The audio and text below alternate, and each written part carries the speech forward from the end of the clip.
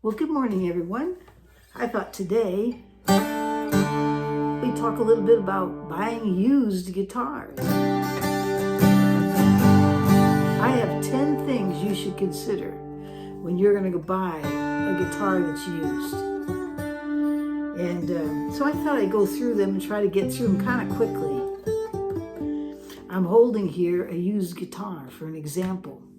This is my Takamine the EF 385, and I bought this last year, actually used at a vintage store, and it was sitting in the corner and it was covered with dust.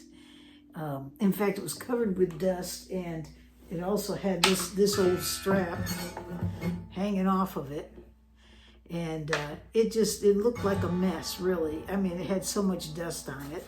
I think the vintage guitar owner, the store owner, had just purchased it himself, and he was going to redo it and then probably put it back out for sale, because it is a 1980 guitar.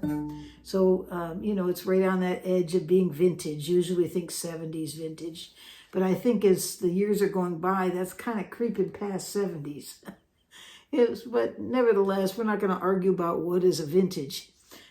It's an old guitar, and it has the old Takamine logo on it that looks like Martin's. They stopped doing that in 1984, and I bought this guitar. I bought it with all the dust on it and a broken case to boot, and I got a good price for it. I paid $250 for it, $250, and I wanted to use it as an example and tell you why I bought it, and tell you what I thought about when I saw it. And it's things that you should think about when you go to buy a used guitar. And so let me just start from the top. Whenever I buy a used guitar, I'm looking for that first opportunity to visualize it. Most of the time, if you're looking online and on, some kind of advertising, you're seeing photographs. And so that's probably your first chance of taking a look at it. So look very closely at those photographs. And, is it beat up? Ask yourself those questions. Now, being beat up doesn't mean it's a bad guitar. In fact, I went to Nashville and went to Mr. Gruen's guitar store, the Gruen's guitar store. Do you know George Gruen? Yeah. And actually, I got to meet him, and I sat with him for quite a while, about an hour, and we talked, and he shared with me his guitar. In fact, here's a photograph of us sitting together. During that time, he took me on a tour of his store, up into his vault, into all the areas where they restored guitars. And it was really fun. I mean, I enjoyed it. That man is a walking history book. And what a treat it was to spend that personal time with him talking about old guitars, something that he loved so much. And the photo you're seeing there, we're holding his design when he worked for Tacoma Guitars, the Papoose, which was a very unusual design in that it was tuned a little bit higher pitch, like an octave higher, not quite an octave. It was actually A to A on the higher pitch. And it's just a very unique guitar, and we had a lot of discussion about it. But we also went into his vault, and he let me play some guitars that he had priced at $50,000, $60,000. And when you looked at them, they looked all beat up. And yet they cost more than my car did. And so I was being very careful with this beat up old guitar. And the whole time he's saying, dig in. And I'm thinking, dig in? What happens if I dig in too much and break it? I'm going to own it. I don't have $50,000 to spend on a guitar. But nevertheless, to make the point, it doesn't really matter if it's beat up. What matters is, what is it? Now, if that's a guitar that was made, last year or 2 years ago, and it's all beat up, yeah, that's going to depreciate that guitar immensely, probably half the price, depending on what the damage is. but it could be more. But on the other hand, if you're looking at a guitar that's an old Martin that was, made in the 60s or late 50s or something, I mean, you're looking more money, a lot more money, and it doesn't matter. They call that beat up look character. So, it all depends. It's like me, I'm a vintage and I might look a little beat up at times, but that gives me character. I'm gonna claim that anyways. So when you're looking at a guitar, visualize it. Think about, what is it, and, if it's not that old and it's beat up, beware. On the other hand, if it's vintage, you want to take a second look, especially if it's something that fits your pocketbook. So the next thing you need to do, number 2, is you need to get more information about that guitar. A guitar is not a guitar, just a guitar, okay? One guitar is not the same as the other. I've had people say, I've got a guitar, you want this guitar? And you go to get it, and it's a child's, first guitar, they called them, or whatever, it's probably worth $25. I mean, not that that's not a good guitar for a child, but it wasn't quite what I was looking for. You have to know what it is you're looking at. So get as much information as possible. A lot of times I notice, especially if you're looking on the marketplace on Facebook, they don't give you the model number. They don't tell you how old it is. It's very rare that you see any of that because most of the time the person is selling it really doesn't know anything about guitars. So, you have to ask them, what's the model number? How long have you had this guitar? Get as much information as you can. And if you can just get the model number and the serial number too, if you can get that, excellent. Because now you might, not always, you might be able to date it. But get information as much as possible before you go see the guitar. Do your homework. And so visualize it, look at everything that's there about it, that you can get as much information as possible in that situation, and get the information about the guitar. Get what's the model number? What's the serial number? Go online, search that out. What are they selling for? Get that information. You'll see it. You can look in other places, number of places. If you just put it in the Google engine and put under shopping, if it's an old guitar, many times you'll see several of them come up, and you'll be able to get a sense. It's not perfect, but you get a sense of how much it might be worth. The other thing is number 3 is, what is it? What kind of woods are they? Can you tell if it's a solid wood? Now, you might not be able to get this information until you actually go see the guitar. Unless you have the model number and you look it up and you know for sure, these were made with solid tops, solid back and sides, versus laminated. It's not that lamination isn't a good guitar. I know a lot of people that have guitars that they absolutely adore. They love it. It's laminated. So that's not it. But when it comes to pricing it, it's not going to price as high as a solid wood guitar. So you have to kind of take that all into consideration, unless it's vintage, and then, all the bets are off and exactly what it might be worth. You have to start looking into vintage, the pricing catalogs and things, to get a sense of what they're worth. So, because you can get a laminated back and sides and solid top, and it costs a lot of money simply because it was made back in the 50s or made back in the 60s. So, look at some of the Martins, the D28s, and you start dating back those things. They could need a lot of work, and my goodness, they're still very pricey. So it all depends on what it is.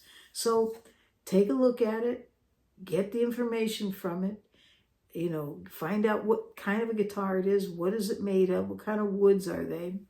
Now, when you go to see the guitar, you have to kind of once again, don't just jump into buying a guitar. You need to kind of look at it and make some decisions about it. So let me give you number 4. The first thing I do when I pick up the guitar is I look at the neck right here. And In this case here, when I picked this guitar up, all dust and everything, I looked past the dust. I didn't care because I knew it was an older model because it had the old Takamine model on it. And they didn't change that until 1984. So I already knew this was an older guitar. And I picked it up, and I have to say, I remember strumming it, and the sound was just, even with old, rusty old strings, you had to fall in love with it. It was just absolutely gorgeous. But after I got past all that, I had to take another look. Because even though it's a vintage guitar, it's not worth that much. These things are probably, you know, they could go anywhere from $600 to $800. I mean, this has the original electronics in it. At the time, I did not know if it worked. And I still didn't know when I purchased it whether or not they worked. But I was taking a risk with that. The electronics working, and which they do, you know, it just increased the value of the guitar by $200 or $300, I think. But as it was without working electronics, I would say it was, you know, at that point, I'm thinking maybe 500, right? But I take a look and see next is my number 4 point is that neck.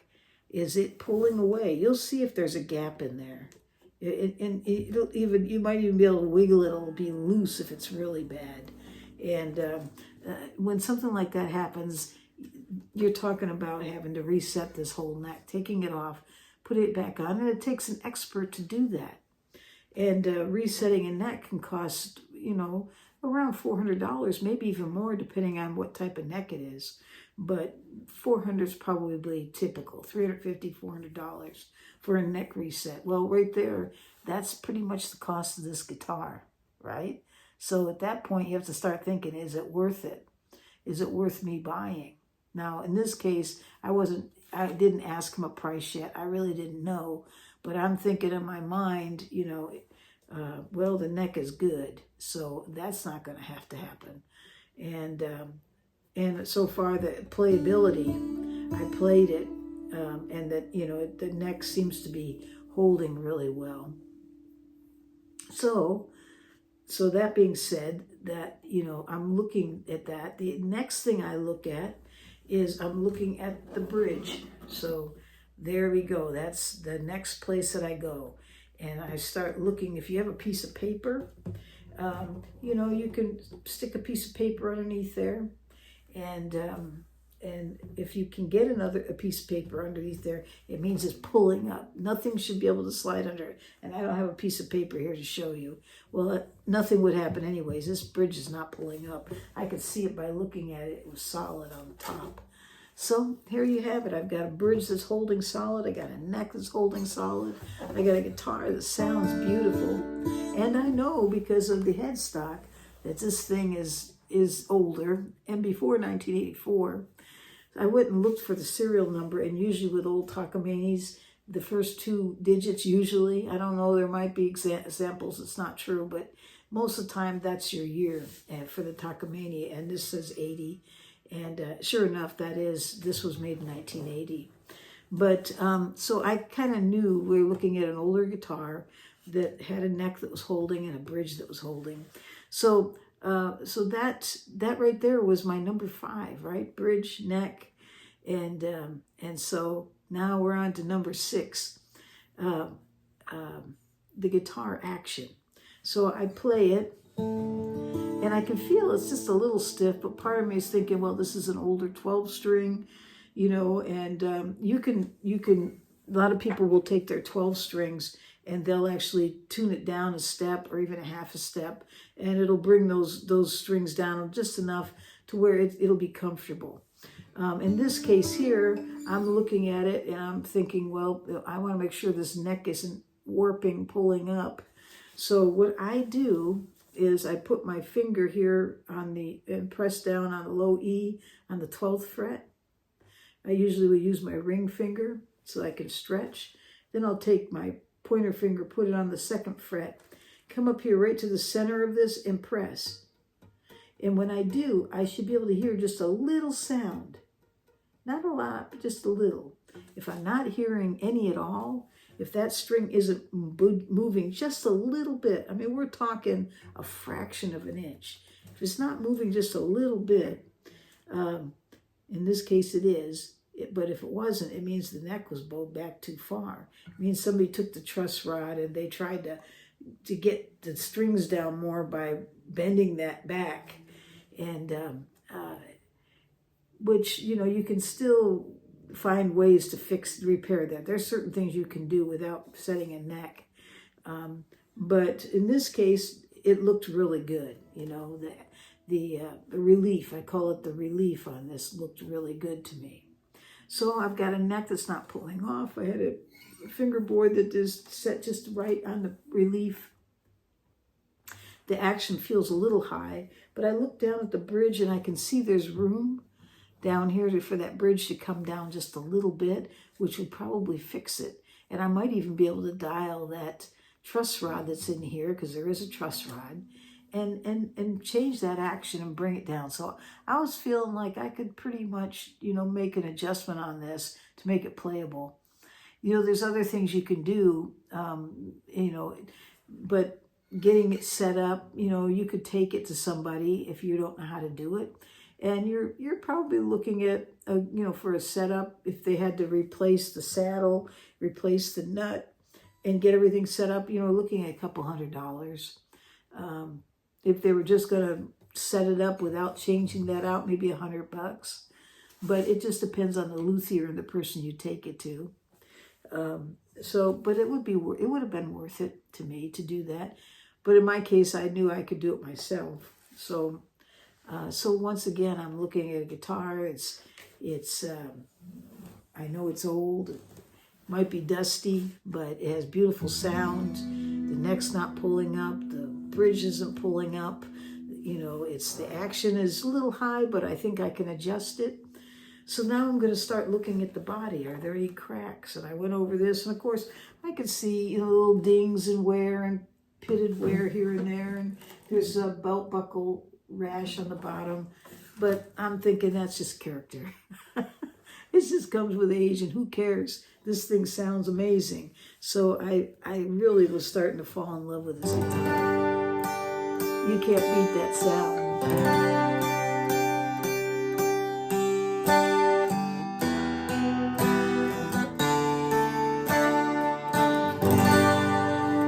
Case here, I have it plugged in right now, going out to the Bose. I have the BodyRez on it, you know, and it's going through now our bag's DI out to my Bose, so I use that so I can adjust the sound.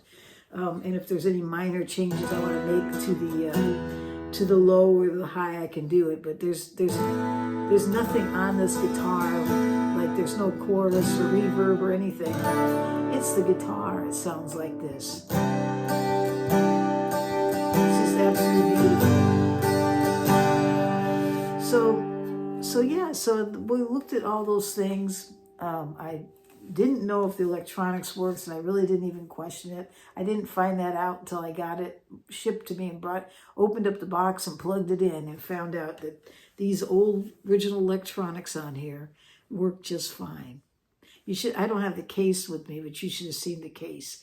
It had these beautiful old stickers on it from all over. This thing was played a lot, you can tell. Because I guess one other thing I should bring to mind when you're looking at the neck is to look at the frets. And in this case I did, and I knew that frets 1, 2, 3 were you know, pretty worn looking. In fact, they probably could, I've left them, I haven't done anything with it, but they're getting ready to be changed out. The rest of them looked really nice. Those first 3 will need a fret change and a leveling and get it all set up again. And so, you know, you're looking at $25 a fret maybe. But again, that's worth it for this guitar. If you were to take all these frets off and redo the whole thing, you're probably looking at about $350.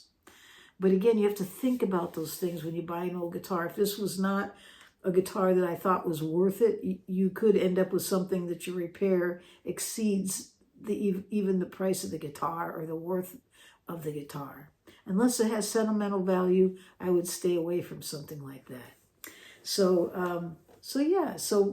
now it's another thing you want to think about is fakes.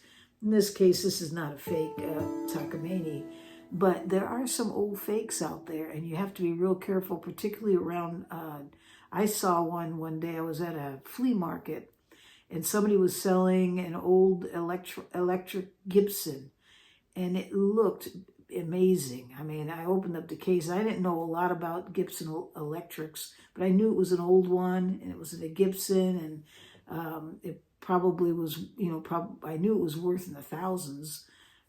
But when I started looking at it, I could see some problems with the headstock, the way it was. It wasn't the way the logo was, didn't look right to me.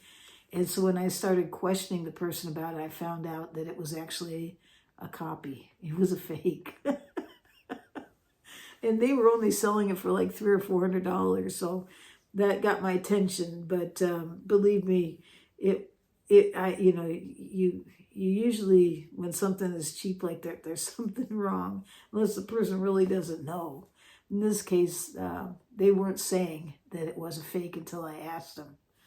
And so you have to be real careful, because there are just like purses, some of these fancy purses out there that cost upward $1,000. A lot of times you look inside and all of a sudden you find a tag that says made in China. That's a fake. Anyways, the same thing happens with guitars. So you have to watch for that. So, and then it comes down to the price. I guess that's my number 10. I think I'm right on the time. When I go through this video and edit, I might only come out with 9. Because I kind of lost count here, even though I've gone through my list. So, but my last thing would be is, consider the price. And, if you have the information about what you think it's worth, then you can start thinking about, just how old is it? If it's not that old, if it's got damage, if you've got a newer guitar, for instance, that needs a neck reset. Like I went to a store one time and there was a Santa Cruz guitar. And if you know anything about Santa Cruz, those are handmade guitars. They're absolutely fabulous. They're made out of Santa Cruz, and Santa Cruz guitars are expensive. $6,000, $7,000, depending on what they are. I think some of them are lower. He has some lower price ones, but this was I found one that was it was it was a parlor-sized one. I forgot the numbers on it. But I think they wanted $2,500, but it needed a neck reset. I could see that. But Santa Cruz makes a dovetail neck that's, from what I understand, is easy to reset. And it would cost about $400 to reset it. So I didn't want to pay $2,500 for a guitar that might have been worth, $35 with the reset on it. Because it was just getting too close to me in terms of price. And it wasn't that old. And I could find one someplace else, probably spend less money on it. So I didn't buy it because I was just weighing all that out. Is it worth it with that repair? And in that case, it might have been. I don't know. It might have been worth it. But I did leave it behind because I kind of went back and forth on it. But Santa Cruz is a really nice guitar. And certainly it's worth fixing when it comes to Santa Cruz. But I wasn't sure I wanted to spend and go through all of that at the time. So, when you're looking at the price, you have to take all this into consideration. It's not just, there isn't just one answer. And some things are worth fixing. And one thing I noticed about this Takamine, if you look real closely on it, if you can see it, but really what's causing this action to feel, to me, it's just a little too high. And I can measure it out, by the way. I've got a little thing here. You just put it on the 12th fret and you can measure it. In this case here, it's running, it's running high. It's at 0.110. I'd rather see that somewhere like 0.09. If you go someplace you don't have one of these to measure, you can get a penny, and to the top of his Lincoln's head is just about, it's somewhere between 0.08 and 0.09. I mean, it's not perfect, but it'll give you a ballpark figure. And in this case, when I put this on here, it goes well into his head. So I know right away by using the little penny method, this action is just a little too high. And once again, I think I could probably make some adjustments and get that out of there. But I think the reason why it's happening is because when I look at this top, it's bowing up just a little bit. It looks even, it's not warped bowing up. It looks like it's all coming up at once. You can kind of see the bridges doing this. So it's bellying up. What you can do is put a bridge doctor in. Took it to a luthier. It's a little bar that goes underneath here, and you can actually, once you put it in, you can adjust it, and it'll pull that top down and hold it in place so it's not bellying up on you. And so in doing so, it's going to bring the action back in place. So I might do that too. I actually have one that I could put in this guitar. I haven't gotten to it yet. I've been too busy. But so there's a lot to it when you're buying a used guitar. But if you do your homework and you think about these things when you're buying, chances are you won't make a mistake and buy something that really wasn't worth it. All right, well, I just talked for 25 minutes, and I think it's time to quit. But I hope you find this interesting. And if you have any questions, or maybe I didn't make myself clear on something, send me a message or write it in the comments, and I'll give you an answer the best I can. And so we're going to leave it right there. And don't forget to subscribe if you haven't. I'm trying to get up to 10,000 by the end of the year. I don't think it's going to happen, but maybe we could get a little bit closer. I notice there's a lot of people that look at my stuff, but they don't subscribe. So for whatever reason, it might be they don't even like it, which I understand. But if you do like it and you're coming back and looking at others, hit the subscribe button, and it helps me out a lot. Also, if you're interested in getting one of my stickers, I'll put the sticker up there. Send me a Christmas card. You'll see the address. It's under the description, and I'll send you a Christmas card back. And I'll also send you one of my stickers within that card. It's just some fun I'm having for the holiday. I'm enjoying it, and perhaps you will too. And last but not least, if you want to join the membership, look for that membership under the tabs. Look in there, because I do have some videos out there that's only available to those that are part of that membership. Once again, it's to keep this going. It supports the channel. And I really appreciate that. Okay, well, enough of that. We don't want to talk about it anymore. But we're going to move on, and I hope you have a great day or night wherever you are in this world.